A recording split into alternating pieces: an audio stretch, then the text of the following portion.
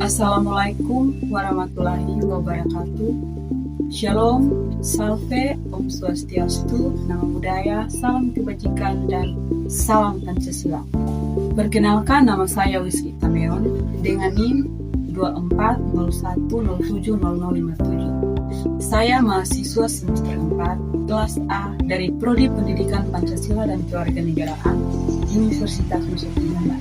Jadi, saya membuat video ini guna untuk memenuhi tugas puas mata kuliah Pendidikan Kewarganegaraan dengan dosen pengampu Ibu Kivi Listiana Francisca Tadeo SHMH dengan tema Hak dan Kewajiban Warga Negara di Tengah Krisis Sosial.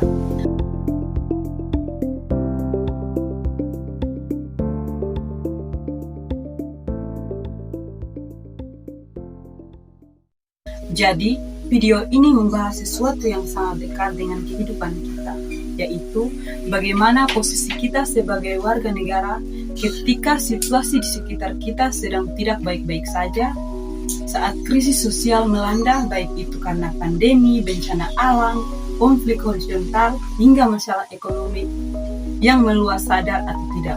Hubungan antara kita dan negara sedang diuji. Teman-teman, ketika krisis terjadi, hal pertama yang sering kita tuntut adalah hak. Berdasarkan Undang-Undang Dasar 1945, kita berhak atas rasa aman, fasilitas kesehatan, perlindungan hukum, hingga bantuan sosial bagi yang membutuhkan.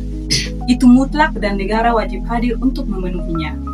Namun yang sering kita lupakan adalah bahwa kita tidak bisa berjalan sendirian tanpa adanya kewajiban.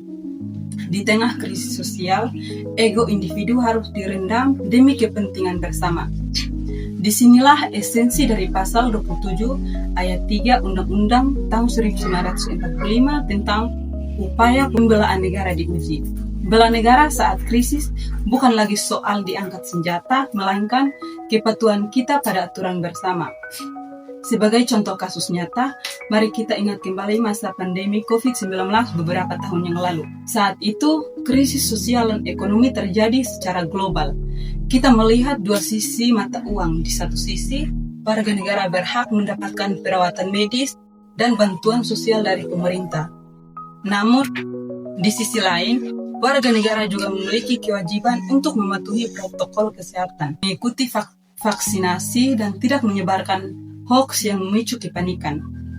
Jadi, krisis sosial sebenarnya adalah cermin besar bagi sebuah bangsa, dan krisis tidak akan selesai kalau kita hanya menuntut hak dan menyalahkan keadaan, tanpa mau mengambil bagian dari tanggung jawab ketika membayar pajak di masa sulit, mematuhi hukum, dan saling membantu antar sesama tanpa membedakan suku, agama. Disitulah kita sedang menunaikan kewajiban tertinggi kita sebagai warga negara.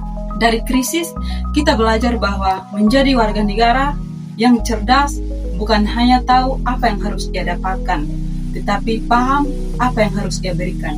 Krisis sosial mungkin membatasi ruang gerak kita, tetapi krisis tidak boleh membatasi rasa kepedulian kita dan jiwa nasionalisme kita. Mari kita seimbangkan hak dan kewajiban demi Indonesia yang lebih tangguh dan menjadi agen edukasi untuk nilai-nilai kebangsaan kita. Terima kasih.